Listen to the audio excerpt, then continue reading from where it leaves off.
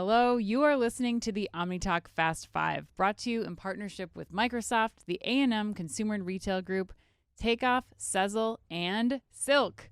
Woohoo! The OmniTalk Fast 5 podcast is the podcast that we hope makes you feel a little smarter, but most importantly, a little happier each week, too. Today is September 8th, 2022. I'm your host, Ann Mazenga. And I'm Chris Walton. And we are here once again to discuss all the top headlines making waves in the world of omnichannel retailing. Chris, did you notice anything about our new intro? You know, Ann, I did. I gave a little the woohoo, fact that too. It's new? Yeah, right? Yeah, that it's new. And we have a new sponsor, Silk. Yes, Ann, Tell Silk. us about Silk. I think Silk likes us for our silky sounds of our voice, actually. But Silk specializes in cloud database performance and optimization. And I'm also happy to report that I actually will be a featured speaker in their upcoming road shows this fall in places like Dallas and Boston. So if you're in the IT space and want to learn more about attending in either one of those locations, drop me a line via LinkedIn and let's make it happen. But yeah, and I'm pumped. We got a new sponsor again. Yes, I'm excited. We also... And you got... What? Well, we can't let this go for those watching on video. Oh, because I cut my hair You got again? a new do. I went full on Robin this time. You got your hairs cut, my friend. I How you liking it? I think it's part of the midlife crisis time. You where think? It was just like, hello, I walk in and I would like to come out looking like a completely different person. Yeah. And I accomplished that goal. So We're going to have to finish that conversation later because I've got some questions for you about that already. Okay. But okay, well, Chris, let's get to the actual. Let's get. You want to to get to the meat content, of, the reason people of are the here Fast Five. Yes, to hear the things. I mean, I'd love to talk about midlife crises and hairstyles, but I bet our listeners would actually love if we went into that. So maybe Ann and I'll talk about it offline, and then we'll bring you back the tidbits next week. But yes. But yeah, today we don't have a review today, Ann, to read in the beginning, Oh. but we have a very insightful comment that was left for us on YouTube. Ooh, I want to hear about it. Yeah, it comes to us from loyal video follower Shazam Flash. Okay. And Shazam had this to say on Sam's Club instituting a fee for curbside pickup. He or she is one of our most loyal YouTube watchers, honestly. Yes, okay. Quote, both Sam's Club and BJ's offer curbside pickup. BJ's curbside pickup is free and Sam's is charging for it. But for that reason alone, 10 out of 10, I go to BJ's. It's not just the $4, but what incentive do I have to pay Sam's for a service that I can get at BJ's for free? Sam's would have to offer me lower prices than BJ's, which they don't. Why would I want to go into the store when I don't have to? Because it's more convenient, profitable for Sam's for me to go into the store. I don't think so! Exclamation point. End quote. Ann, do you agree? What do you think about that? Yeah, I agree. Actually, Super you know insightful. what? So I'm doing a panel at Grocery Shop coming up called the Wall Street Perspective, and Ooh. we are going to be talking about this very, very topic, and we're going to be diving into like just how big of an impact, who stands to succeed by things like what he or she is talking about here, like offering curbside pickup for free versus charging for it, and how that's going to impact a business's bottom line. So yeah, you're on stage with all the analysts, right? Yeah. I'm very excited. Yeah, it should be fun. Like, it'd be cool. It'd be cool to pick their brains on what drives their modeling. Yeah, I mean that I want to know. I feel like this is actually one of the sessions I'm most thrilled for. Is how do I get these super smart Wall Street analysts to break it down for us? So. That's a great point. But yes, I would definitely go somewhere that has free curbside pickup, especially a warehouse club. Yeah, given the option, 100%. Yeah. Okay, well, please, if you are listening and you want to leave a comment, you can do so on YouTube, like we talked about right now, or leave us a review on Apple Podcasts, heart the podcast if you're on Spotify, if you're on Google or Amazon Music. Please, we're talking to you. Follow and subscribe so that we can keep making the best content. And we will read it aloud one day for all of the listeners to hear. But Chris, it's time to get into the Fast Five. Yes, no more waiting and no more beating around the proverbial bush. And today's Fast Five is brought to you with the help and support of our good friends at Grocery Shop. Are you a retailer brand thinking about attending Grocery Shop this year? Believe it or not, it's like 10 days away. Well, I believe it. I know, right? Yeah, I'm feeling it too. I'm feeling the crush. Well, don't even think about attending without using our promo code specifically for OmniTalk listeners. Just go to groceryshop.com and enter promo code RBOT1950. That's RBOT1950 for your special discounted rate. In today's Fast Five news, in today's Fast Five, Ann, is what I meant to say. We've got Stroke Alert. We've got news on Instagram scaling back even more shopping features. Disney Plus going the other direction and getting into in-app commerce. Yes. That was hard to say. Legitimately hard to say. Dick's Sporting Goods offering in-person resale events. Instacart acquiring not one, but 2 more companies over the past week. But first, we take off with what is quite honestly some very sad news out of Bed Bath & Beyond this week, Ann. Yeah, Chris, according to USA Today, Bed Bath & Beyond CFO Gustavo Arnal committed suicide this past Friday. Harriet Edelman, independent chair of the Bed Bath & Beyond Inc. Board of Directors, had this to say, quote, "I wish to extend our sincerest condolences to Gustavo's family. Gustavo will be remembered by all he worked with for his leadership, talent, and stewardship of our company. I'm proud to have been his colleague and he will be truly missed by all of us at Bed Bath & Beyond and everyone who had the pleasure of knowing him," end quote. It should be noted that according to court documents, Arnal, along with GameStop chairman Ryan Cohen, were both recently named in a lawsuit accusing them of insider trading and fraud. Chris, what's your take on this really disturbing turn of events this week? Yeah, I mean, first of all, it has to be said, my heart absolutely goes out to the family, right. and you also have no idea how much anything that had to do with Bed Bath & Beyond is even a part of this. Right. I mean, I think you have to recognize that. It's all supposition or conjecture at this point, but I think, and I had some debates on whether or not to even cover this with some close friends of mine too, and ultimately we decided to do it. But I think it's important to talk about as a story or a headline. Mm-hmm. Because when I look back at how much drama we've reported about Bed Bath & Beyond over the past few years, ultimately it didn't have to end like this. Right. It didn't have to end like this in so many ways. And so by that, I mean, like, my takeaways are, looking back at the whole situation, I have basically 3 takeaways. 1, don't fall into the trap of thinking your new CEO is a messiah. Mm-hmm. Like, you can see the writing on the wall when companies are starting to do that, and Right. It just leads to problems down the road. And that clearly happened here. Mm-hmm. Clearly. And we were kind of saying, watch out for that. Watch out for that. There's a lot of context to what he's going to do here versus what he did at Target. Secondly, I think internal governance matters, mm-hmm. particularly in terms of what you're paying these unproven executives. Like you talked about on a podcast a couple of months ago, just the millions of dollars these guys were making. Yeah. But also the odd share buyback that they were making before they were even proving out what the strategy was going to be. And they were no way out of the woods too. And then third, I think the SEC has to step in at some point. Mm-hmm. The fact that Mr. Cohen could come in guns blaring, which I think was at the beginning of this year, if I remember right, or maybe last year, making claims like he did against the board, doing absolutely nothing to help the stock price, and then still somehow reap a huge profit, mm-hmm. that sickens me. It sickens me. And 2, it smells bad because you're a shareholder and you're selling out when you know there is nothing to be had there from the company. So that, in essence, is my takeaways from the story. I think it's a great microcosm for retail and the industry to look at to get a lot of lessons from.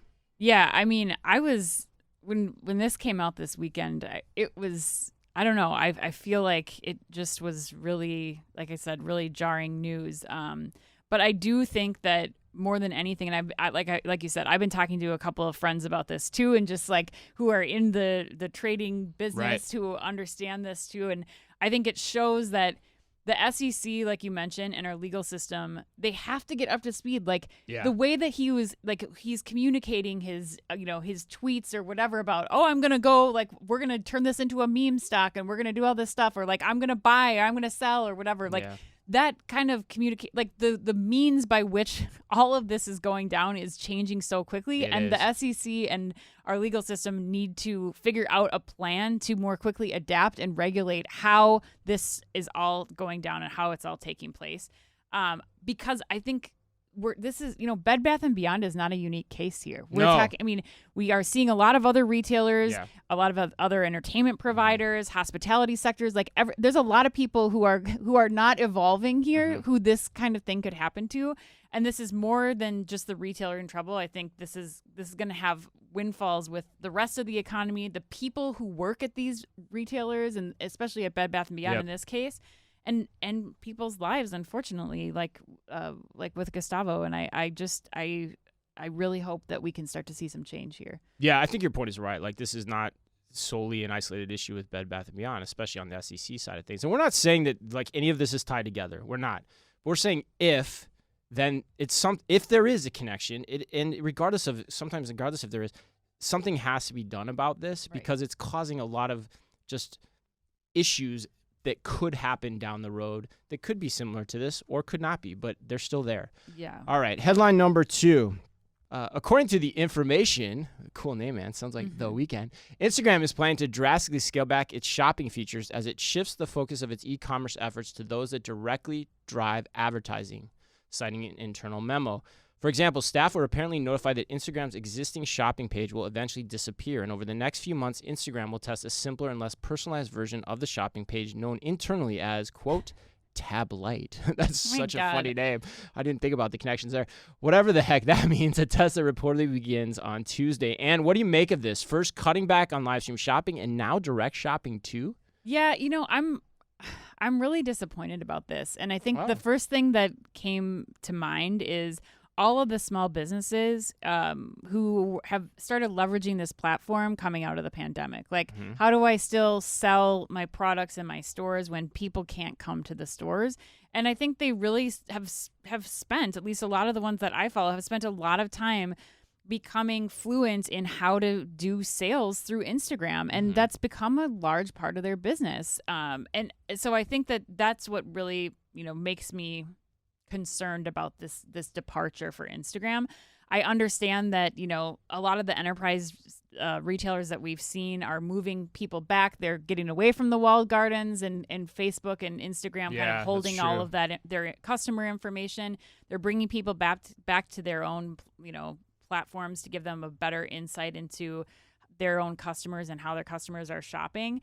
But I think that there's still a value to having this shopping available for the SMBs because they're not going to be able to do what those enterprise retailers are doing. They're not going to be able to bring live shopping to their sites the way that, the Gap or Fenty Beauty is able to do this at that scale. Yeah. But maybe that's just what Instagram is saying there is that it's just not enough. Like, there's not enough revenue to be made there, which I still think is not right. But there's not enough to be made there to really keep this going. Yeah, that's interesting. The point about small business is dead on too. I question too, like, how much are small businesses using Instagram for shopping versus advertising to draw business to their website. Ultimately, like, if you look at the total pie, I think the thing too, like, this reporting sounds really thin to me. It sounds a lot like the reporting coming out of the live stream reports that we talked about as well. So, like, it's like, to your point, it's hard to believe that Instagram would just go away from commerce. Right. And from my sources I'm talking to, that's actually probably not true. That's not really what's happening here. So it makes me think that's what's happening is it's really a shift in tactics. Okay. Nothing more, nothing less than that. It's just a shift in how they're doing it.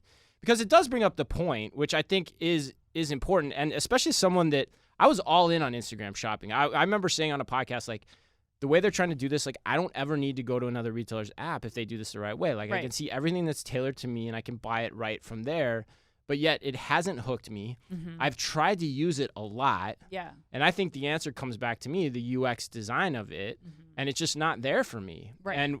So it goes again to, like, why hasn't this taken off in social media in general as a commerce platform? I just think we haven't cracked the code on what that user experience looks like inside of one of these platforms. And so for me, I just take this as, hey, we're repositioning ourselves to still go after it. We're not going away from commerce. Are you freaking nuts? Yeah. Like, it's kind of my take. Yeah. So they'll just keep on. It's just like you're saying, it's figuring out how to make this work in a different way or to be more optimized. Right. Which is what Tab Light signals to me, right? Like, we're not, like, if you're going away from it, you're not doing Tab Light. You're not testing something new. Right. Right. So it's kind of inherent in the story. And so the headline to me is. So it's the Diet Coke of social shopping is what we're saying. Yeah. Right. The Diet Coke. Yeah. Right. All right, good. Chris, let's move on to headline number 3. Disney Plus, however, we have somebody going the opposite direction against the trend, plans to offer in-app commerce by the end it's hard of to say, 2022.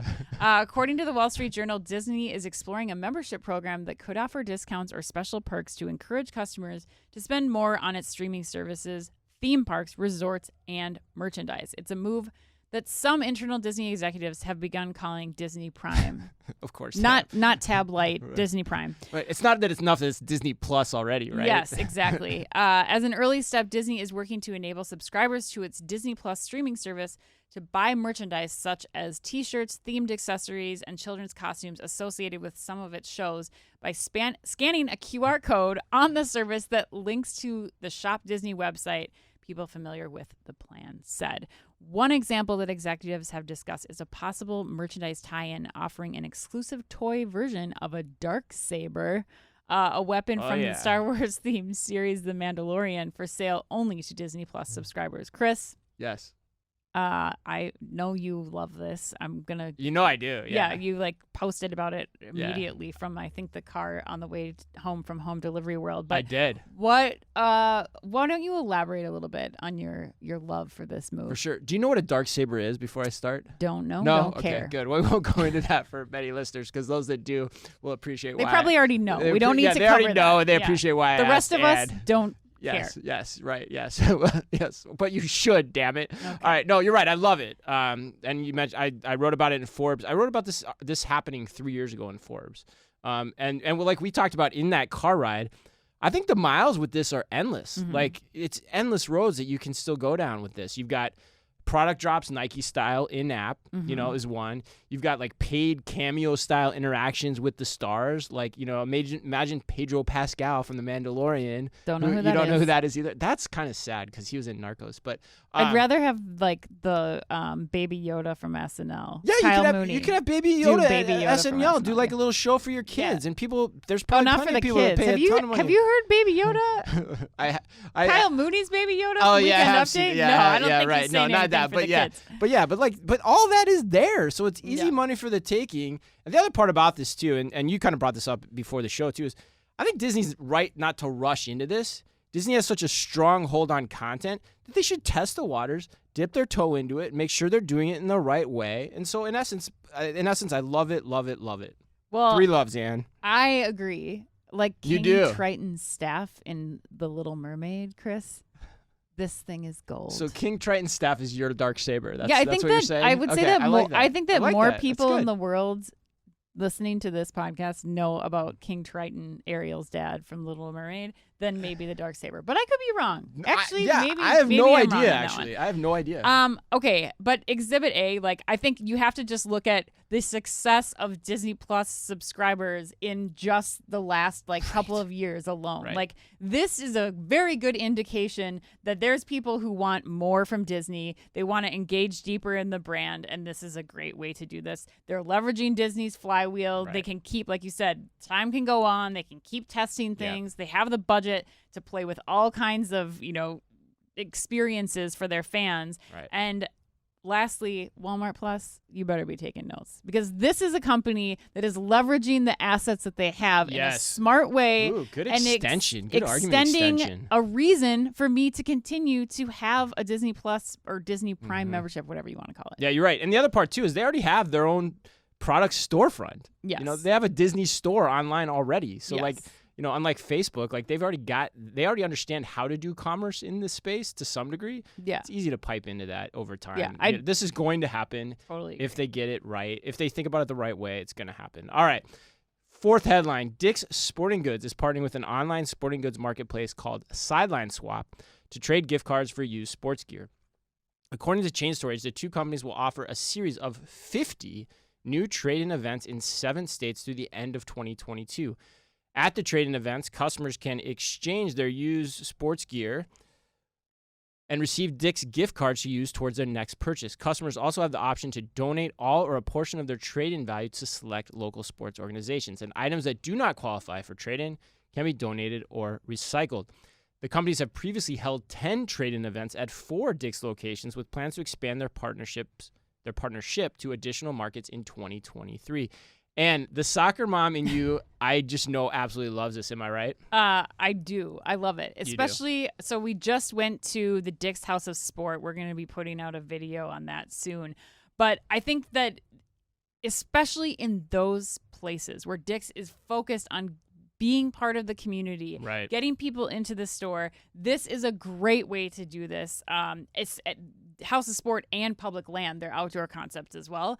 But I think that what I like most about this is this is cyclical. This is something that happens every season with every sport, with every family. Like you have to go get the new gear. And this kind of establishes a muscle memory, I think, in the minds of Dick's Sporting Goods customers that we just go to Dick's now to bring our gear back, get our new gear, and that can all happen simultaneously at these events.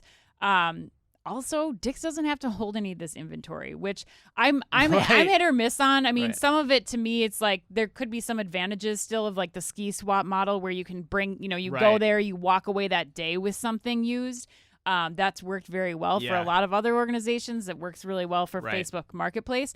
But I think that there's room to grow into that and see, like, Yeah, that's true. with You these can still 50 grow into events, that. like, what kind of turnout are you getting? What do people want? What do people want? Yeah. What sells? But I love that this is an option here for families, for 50 families. I think it's going to be a great addition to the Dick's sporting goods world. But what do you think? Are you as big on this as I am? Yeah, I love it. Like if we had one, I'd probably go. Yeah, like, I know think, it's not going to be here yet.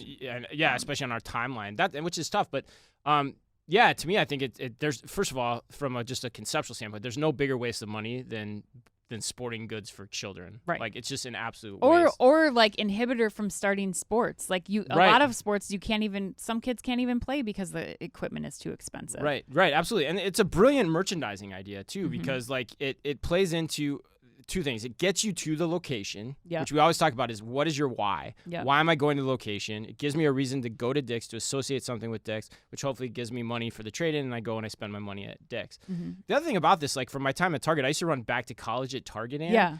and that's what this is built around. It's built around seasonal events, which is why it's good merchandising. There are seasonal events in people's lives. Getting kids into sports is one of them. Yep.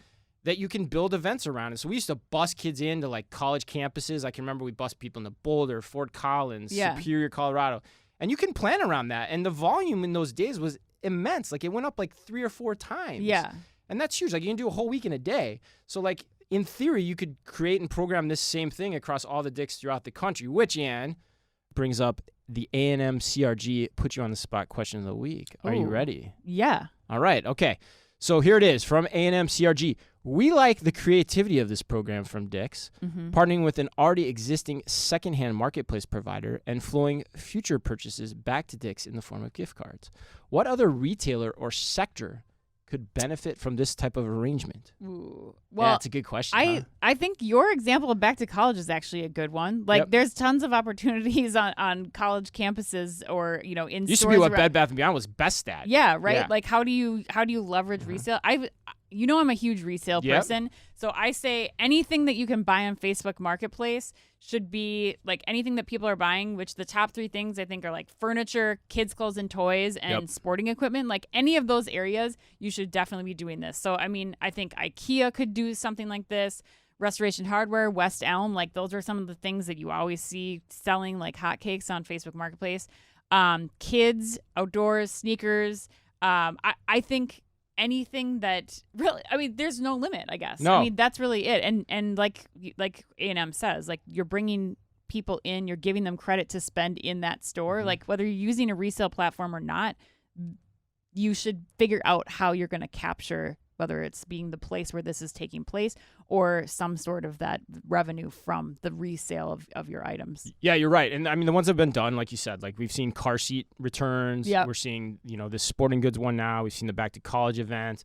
Yeah, to me, it all goes back to the mindset of what mind are you in at what time of the year, right? Like, so for me, like wardrobe cleanouts. Yep. Probably twice a year, right? Mhm. The place I would say malls. Malls have huge parking lots. Why aren't they doing big, like, Swaps, stuff. Yeah. resale swaps with like ThredUp or somebody like that, coordinating that or Yeah. helping with that, or you can even do high-end malls with like the Real or something like that. And the other one too for me was toys, Yeah. like the toys clean out. Yes. Every parent does that, and you need a place to donate them. So it gets you, one, it reminds you, hey, you need to do this, and 2, it gives you an easy place to do it. I think, and you could do that at a mall, you could do that at a toy retailer, or Target, Walmart, whatever. And it probably makes them feel good too because you probably are donating it. Yes. In that situation as well. Yeah. Okay, Chris. Well, let's move on to headline number 5. Instacart has gone on an acquisition spending spree Woo! over the last week. What a shot. It has acquired not 1, but 2 companies in just a 6-day span, Chris. This first company it acquired, Eversight, is a pricing and promotions AI platform founded by Dave Moran, who some of you may recognize because we featured him on our Spotlight series not too long ago. Yes, we did. The second company is called Rosie, which offers Yes. independent grocers, branded e-commerce websites, and mobile app capabilities. Chris, Yes, and What the heck is going on at Instacart? I don't know. I mean, basically, Instacart's a VC at this point. Like, that's the best way I can put it. Instacart is a VC at this point. You add Smart Cart Caper into the mix, right? The Smart Cart company they acquired. Yep. And that's 3 companies, all of which are retail startups that have really zero connection to one another if you get down to how retail actually works. So, for example, doing gig delivery. Jesus. Doing gig delivery. Yep. Yeah, man, I'm having trouble with the alliteration today, which is usually not my problem. It's usually my forte. Doing gig delivery, for example, does not make you better at pricing analytics or checkout free shopping. You exercising that muscle for the past 10 or 15 years does not help you in any way in those arenas. I want people to understand that. I could get on board with an e-commerce platform for grocers being synergistic to what Instacart has traditionally done. Yeah. But there are so many players in that space. I had never even heard of Rosie. And why, if I'm a grocer trying to wean myself off Instacart, as many people are, which I think you already kind of talked about at one point in this conversation or in sessions past, why would I go with Instacart? Like, why would I do this to form my own e-commerce browser, my own e-commerce experience? There's tons of players out there. And to top it all off, we had 1010 data on our podcast this week, sharing the latest data on Instacart. We can't share it with you, but let me just tell you, like, we're going to put the pod out next week. You're going to want to listen to it because the story does not appear to be great, is what I would say. And it's just a further indication of why this seems like just a massive grasping of straws. And Instacart is just basically trying to act like a VC and hope it works. Yeah, I don't understand. Like, I don't even understand if I'm a retailer or grocer right now, like, how I'm supposed to be thinking about Instacart. I still feel like they have so much internal, like, cohesion to happen that for me as a retailer, like, how is going to Instacart paying them on top of what I would already be doing inside my own internal organization, hiring a pricing and planning and analytics company, hiring the, checkout free technology person. Like, I mean, couldn't I get a better deal myself, like negotiating directly with these people instead of going to Instacart for what I hope will be somebody who's got their stuff together and can offer me this full range of offerings? Like, I don't understand why, as a grocer, I need Instacart as like my super app, and if I trust them to be a super app right now. Yeah, and the super app's it's a good analogy, and who knows if they're actually going that direction. But like, to your point, like Eversight's a good company. We've spotlighted them, but like, it might just work on its own as a concept, but it has absolutely, this is what's important, it has absolutely nothing to do in a lot of ways with like gig delivery. It's just better pricing analytics for retailers, which fine, if you want to become a pricing analytics shop, Instacart, go ahead and do that. But I don't see how that. I just don't get the underlying premise of all these acquisitions. Isn't it going to take time to build this? Like, that's why I talk about the super app. Like, you're not even, like, how can you confidently go into any retailer right now and be like, here's our suite of offerings? So many connection points. You don't even know how, like, those things come together in the kitchen. You're just, like, putting out a menu that keeps adding stuff and more stuff and more stuff. And I don't know. I don't understand. I don't see a lot. There's so many questions this raises to me, and this is our last story, so we've got some time. The show's running pretty quick. Like I don't understand the board's approving all of this. Number one, like, okay, we're just gonna spend all this money in advance of the IPO, which at this point I'm wondering if it's even gonna happen this year, because like I just don't get these moves. Like, it doesn't make sense. It kind of brings me back to the first story, Chris, that we were talking about today, which is like, who are the people internally that are asking questions about what's going on? Like, if you're at Instacart, like, is anybody raising their hand? Like, what's the plan here? Where's this going? Like, how, especially like if you're leading teams that are now supposed to be like all of a sudden creating this big suite of offerings, like, where is my priority of just managing how the products get from retailer to end consumer? Like, where does that fall on the spectrum? Isn't that what we were Instacart to begin with? Like, I don't know. I just feel so much frustration for those employees of Instacart trying to figure out like where they belong in the world. Yeah, you're buying these companies when instead you could actually, like, in theory, be giving some of that money back, or giving that money back to the initial shareholders or something. But like, yeah, it's just I don't know. It's so damn unfathomable to me. And if I was a startup, I'd be calling Instacart right and left, being like, hey, you want to acquire me? Because fair play to Eversight and Rosie, they probably got a good valuation, I'm guessing, because Instacart seems kind of desperate in this. Yeah, it's weird. You know? I don't know. I got to move on. Let's keep going. We're going to the lightning round, Chris. I have a great first question All right, for you. hit me. Unilever announced that they'd start selling their ice cream directly to consumers, also via Instacart this week. Right. Which is a cool move, actually. Yes, I agree. If you were called, a la Jimmy Fallon or the Grateful Dead, to create your own flavor of ice cream, what ingredients would it include? I miss it. Jimmy Fallon has his own ice cream, by the way. Let me think about that for a sec. I would go with, off the top of my head, vodka gut punch, Ann. I don't know why, but that's what's coming through my head. Vodka and ice cream? Yeah. Yeah. Vodka milkshakes. You never had one of those? I'm not. That's not. Oh, yes. Feeling like so tasty. gel. Okay. So tasty. So all right. what's a vodka gut punch? I don't know, Ann. Use your imagination. That's the point. Little chocolate, little like vodka taste. Maybe it's actually got vodka in it because, I'm getting creative and innovative here. And there's no bounds on this. I'm thinking outside the ice cream box. I don't think you're going to get high scores. You're not going to be the #1 selling ice cream on Instacart. I don't think. And it's a punch in the gut. All right. Starbucks named a new CEO this week. If you could tell him one thing you'd want changed at your Starbucks experience, what would it be? I want half-calf drip coffee. Ooh, that's a good one. I'm a big half-calf You are a person. half-caffer. As you know, I had to dial back on the caffeine, love coffee, but I really want to just go in and have like half decaf pike, half regular roast pike. Yeah, that's a really good call. I wonder what prevents that, or if they could do that, if that is even a possibility. Because they don't have the same roast for dark and light, right, or for decaf and regular. Right. Which is a shame. Yeah, you're a half-caffer. I'm a caffer. Yeah, I guess. Yes, so. But I could have 2 cups of coffee to your 1 cup of coffee. You can. Yeah. You can. Chris, Walmart unveiled an all-in-one app called Me at Walmart this past week and gave employees their own Samsung phones. If you could have an all-in-one app to handle a collection of tasks in your day, what would be the first task you'd put it on? Ooh, I love that question. And I hope she's listening, Ann, because I've got an answer for this. An app that collates and organizes all the texts from Mrs. OmniTalk that I get every day about random changes to her work schedule. Oh, my God. Let me just tell you, Ann, marital coordination still eludes me. It just absolutely baffles me and Mrs. OmniTalk on a daily basis. I think just a general prioritization list, something that could like prioritize the text in general between any partners, I think would be brilliant. Right. Like, where do you rank this among all the lists of the to-dos today? Right. That'd be good. Yeah. Like you just keep scrolling. I don't know. Yeah. You seem like there's probably tools out there that you could do that. It's just about investing them for the benefit of you and your spouse and getting you both to figure out how to use them in the same way. Sure. All right, Ann. The season 5 teaser trailer for Yellowstone came out this past week. Yeah. It's kind of lame, actually. I watched it.